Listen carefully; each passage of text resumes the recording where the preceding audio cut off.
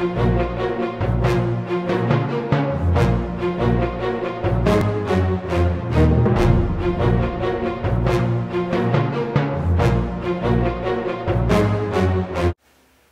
everyone, to the JCast Network. I'm your host, Herman. How do you create a Holocaust documentary? With the opportunity to speak to director Avi Angel on his new film, Here I Learned to Love. Let's take a closer look. Holocaust movies have a way of coming really to your heart. Meaning that when you see a Holocaust film, a lot of questions come out of it. Like, how did the person come up with the idea? How do you get into the mind of a Holocaust survivor? And how do you help them on their journey? And your film is very interesting because it not only brings a journey in front of you, but a transformation. So talk a little bit about your film.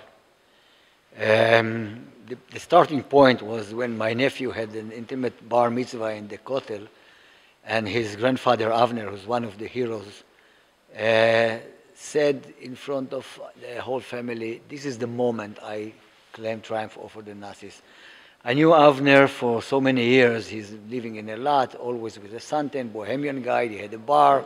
I mean, how is he connected to such a story? And he told me, you know, I'm not sure who I am, but my brother, or the one I supposed to be my brother, wrote a book about the history of our family, and I'll give you and read it. And the story was fascinating.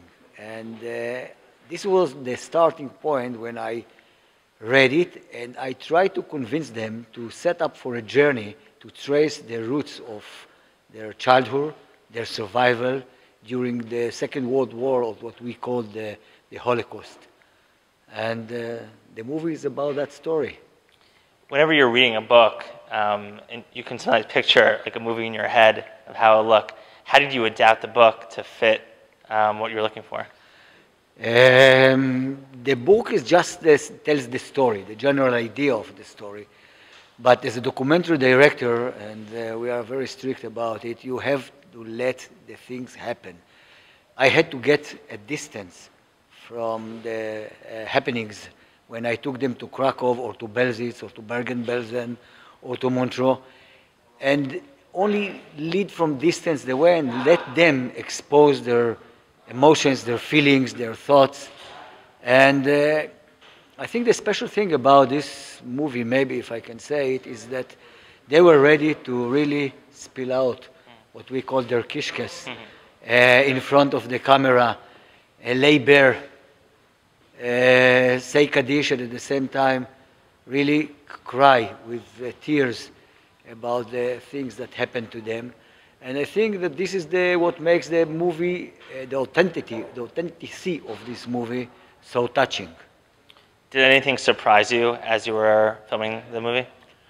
I was surprised to see their readiness to expose their feelings. Avner, he told me, I really don't know who I am. You know, I'm 72. I've changed my name 7 times during my lifetime. I generally know the story of what happened to me, but I ask you very much to find any document that will prove who I am. And ladies that did the research in Krakow did find in the National Archive the documents of their family.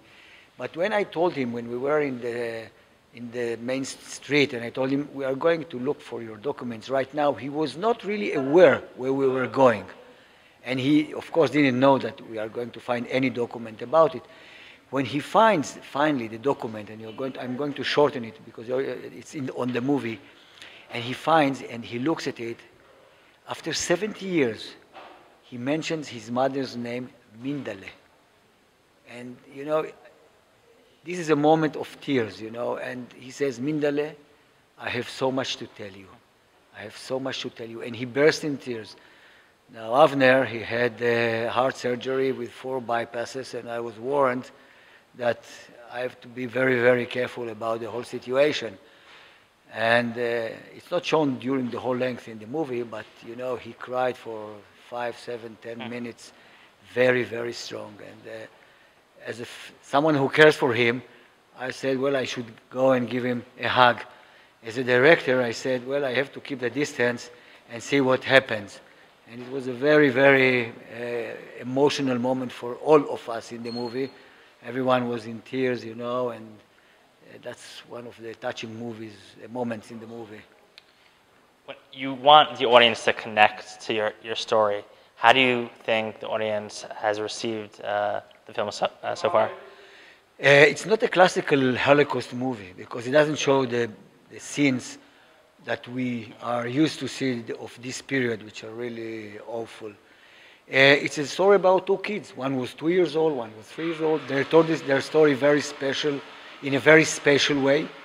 And I think this is one of the reasons that it's a kind of family story, emotional story, not a kind of a typical Holocaust story. And in this way, it's exceptionally well received. I was surprised.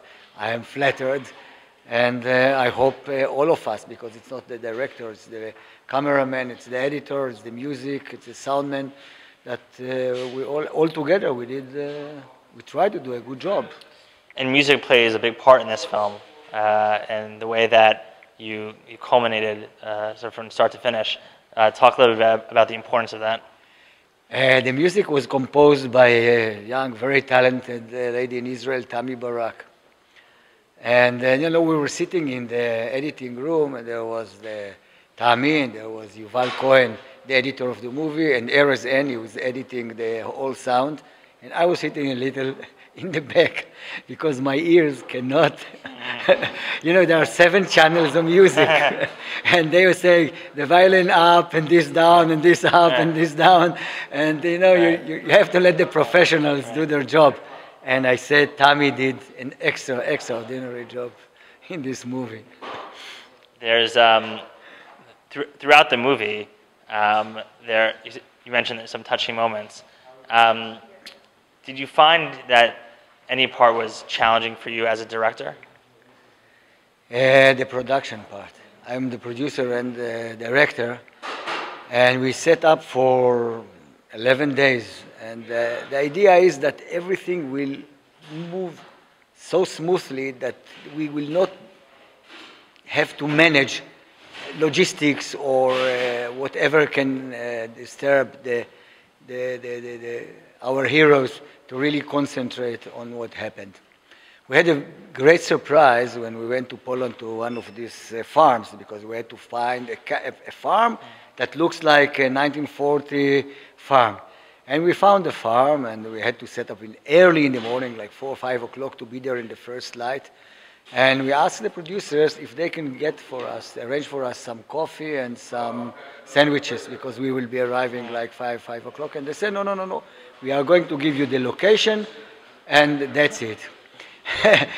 I carried a bottle of good whiskey with me, and I bought them from Jerusalem. I bought in Jerusalem a cross from olive wood. And when we came, I gave the husband the bottle of whiskey and the wife the cross. And then we had the best bread that she specially cooked for us, and I think the best cheesecake that we ever had. And it was a very touching experience, because big part of what happened to these two guys was because Aunt Malka didn't stay in one single farm. She knew that sooner or later the word will pass around, the Nazis will come and are going to catch them and also kill or whatever to the Polish family. So she moved from farm to farm. And I asked Yitzhak, what did you eat? He says, there's potatoes from the ground. We used to break the eggs and eat them, and to milk the cows and drink. I said, you are kidding. He says, no problem. He broke a potato and he ate it. He broke an egg and he ate it. And, you know, it's amazing that after so many years, when they came to live their experience, that they could barely remember them as a child, but they were in their memories, and it was really fascinating to see how they lived this experience.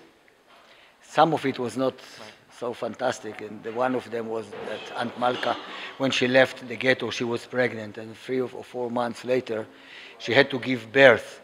In the ranch, the husband called the lady, Gentile lady, to help them in giving her birth. And after giving birth, the lady killed the young born. It's a traumatic experience that they still feel until today.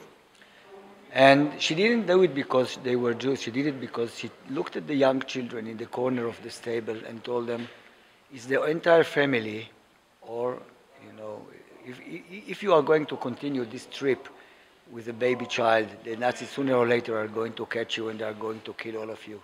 And this is the reason I did it." As you can see, creating a Holocaust documentary is complicated, but extremely rewarding.